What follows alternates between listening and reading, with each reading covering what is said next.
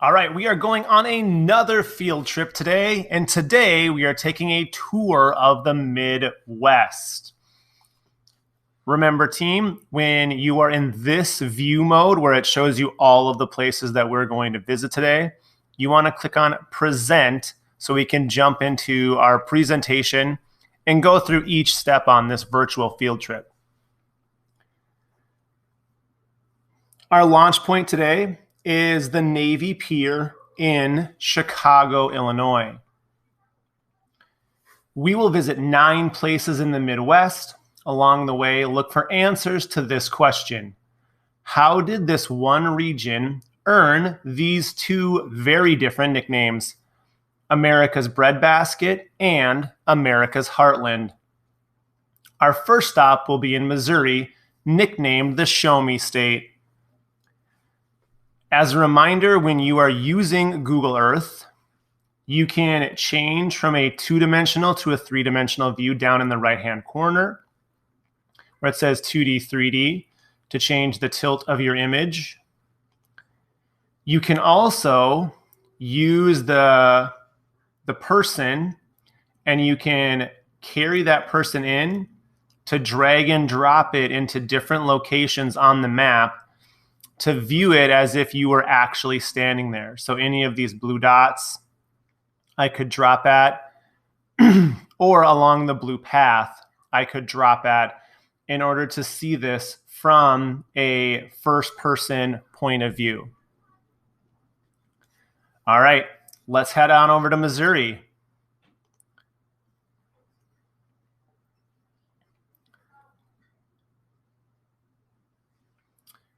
In Missouri, we are looking at the Gateway Arch.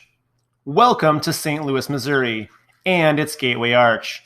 This is where the settlement of the West began. St. Louis began as a frontier town.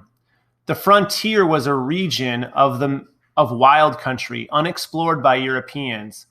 French traders first settled St. Louis. They chose this spot because it is near 2 mighty rivers. The Mississippi and the Missouri rivers come together just north of St. Louis. Pioneers were the first people to settle the West. They started their journey by heading west from St. Louis. This is why St. Louis is called the Gateway to the West. The Gateway Arch was built to honor those pioneers. It is a proud reminder of St. Louis's history. The Gateway Arch is one of the most famous arches in the world, made of gleaming stainless steel. It rises about 630 feet above the Mississippi River. Visitors can ride a tram inside it to the top.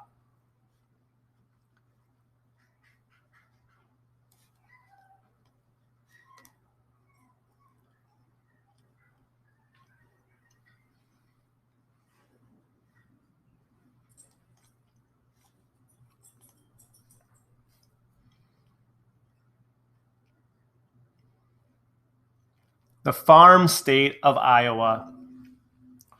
If you ever wanted to invent a farming state, you couldn't do much better than Iowa. You want your farm state to be mostly flat. Iowa began as prairie land. A prairie is an area of flat or rolling land covered mostly with tall grasses. Later on, farmers planted crops on the prairie. Next, you would want fertile soil. The word fertile means able to produce good crops. Iowa has so much fertile soil that farms cover almost all of the state. Finally, you would want good transportation. Iowa lies between the Mississippi and Missouri rivers. Before there were trains, Iowa farmers used these rivers to send their crops to market.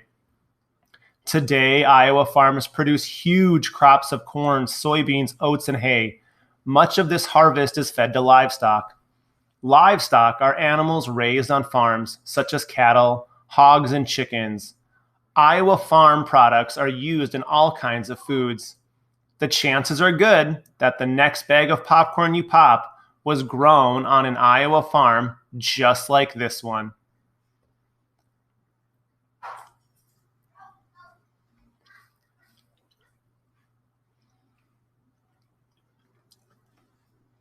Dodge City, Kansas, where the cattle once roamed. Welcome to Dodge City, Kansas, Kansas. A land of flat plains has long been famous for wheat and cowboys. The plains of Kansas make it a wonderful place to grow wheat. Travel through Kansas in the early summer and you will see mile after mile of golden wheat. Kansas produces more wheat than any other state. Back in the 1870s, cowboys from Texas used to herd cattle across the Great Plains to Dodge City. Herding cattle is hot, dusty, smelly work. Those cattle drives took weeks and sometimes months.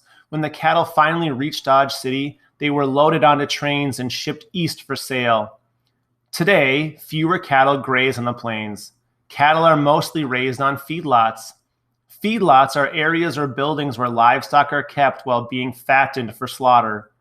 Dodge City is home to one of the biggest meatpacking plants in the country. Meatpacking is the preparing of meat for sale. It is an important industry in the Midwest.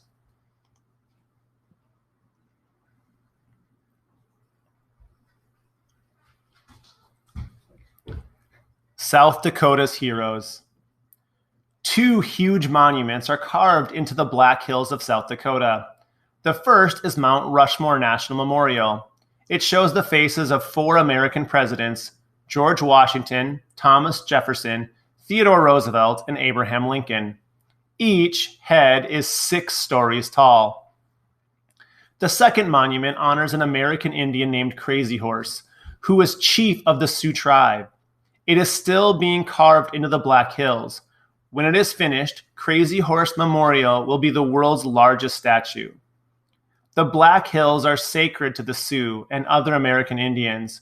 When white settlers moved into this area, they began pushing American Indian tribes off this land. American Indians fought back to keep their homeland. This struggle led to war with the United States. During that war, an American general named George Custer attacked a group of Sioux who were camping by Little Bighorn River in Montana. Crazy Horse led his warriors into battle, yelling, "It is a good day to die." In minutes, Custer and his men were dead. Despite this victory, the Sioux lost most of their land over time.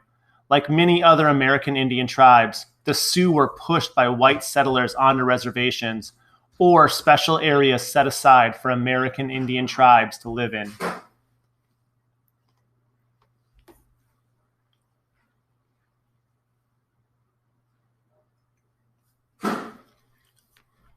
Michigan's Sioux Locks, linking the Great Lakes. The Sioux Locks are the 2 longest locks in the world. They can raise and lower ships that are up to 1,000 feet in length. The Great Lakes are part of a water highway that stretches from the Midwest to the Atlantic Ocean. Ships move from lake to lake along canals. Because the lakes are at different water levels, locks are used to lift and lower ships from one lake to the next. The Sioux Locks raise or lower ships the 21 feet between Lake Huron and Lake Superior. Many ships pass through the Sioux Locks each day. Some are small passenger boats. Others are ocean-going ships filled with iron ore, coal, grain, or other cargo. People call these ships salties because they have journeyed from the Atlantic Ocean.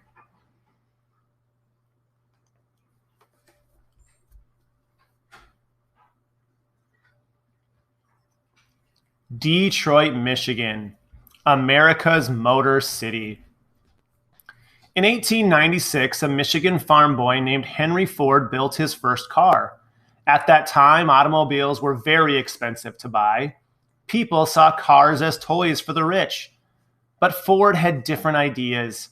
He dreamed of building cars that most people could afford. Ford's dream gave birth to the American automobile industry. In 1908, Ford started an automobile factory in Detroit, Michigan. He needed a way to keep his costs down. In the past, workers could build only one car at a time.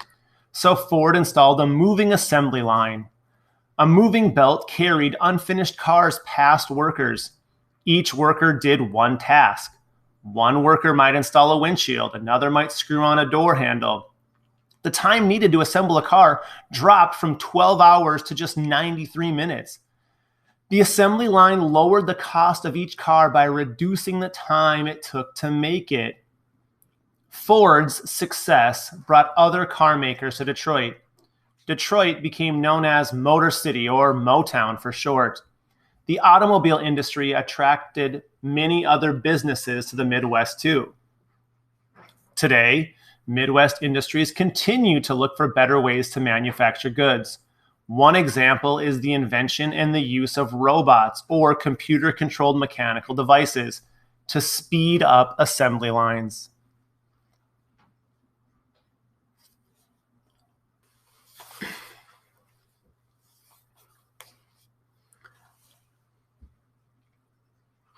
O'Hare International Airport, the Midwest transportation hub.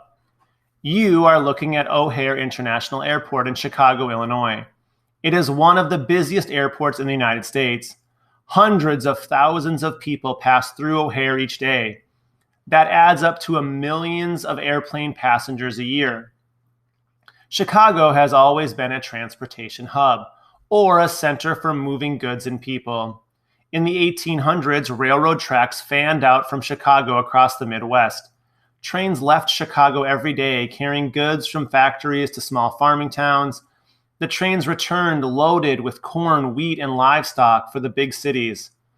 Today, railroads, highways, airports, rivers, and lakes move more people and goods into and out of Chicago than they do in any other American city. Moving all these people and goods is a big business. O'Hare International Airport by itself employs 50,000 workers.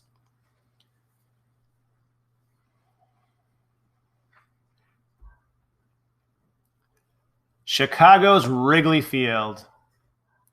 For me, this is one of the best views in the world. You are looking down at Wrigley Field, home of the Chicago Cubs. Sports are popular in the Midwest. The first professional baseball team played not far from here in the city of Cincinnati, Ohio. Wrigley Field is a special place for people who like baseball. It is the second oldest baseball park in America. A lot of historic events have happened here. The most famous one may be Babe Ruth's called shot during Game 3 of the 1932 World Series.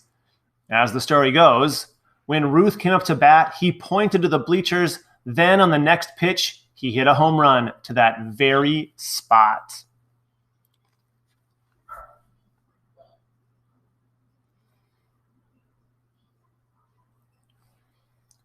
Minnesota's Mall of America.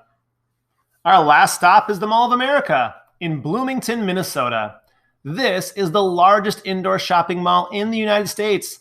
The Mall of America was built in 1992. The nation's first mall covered by a roof was built in 1956. Its purpose was to make shopping a more pleasant experience by protecting shoppers from bad weather. People in the Midwest have to pay a lot of attention to the weather. In winter, storms called blizzards bring heavy snow and freezing winds. Spring brings hailstorms that drop hailstones or lumps of ice instead of rain. Spring is also when tornado season begins. Because of these types of weather, indoor malls are a good way to protect shoppers.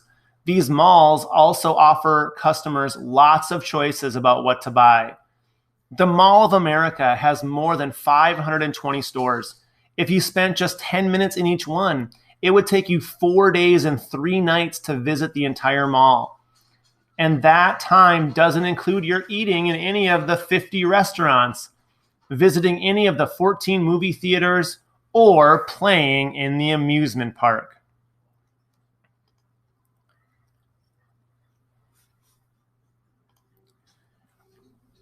Remember, as you continue to go through the virtual field trip, you can use the other Google tools to learn more and see more and experience more of these great places in the Midwest.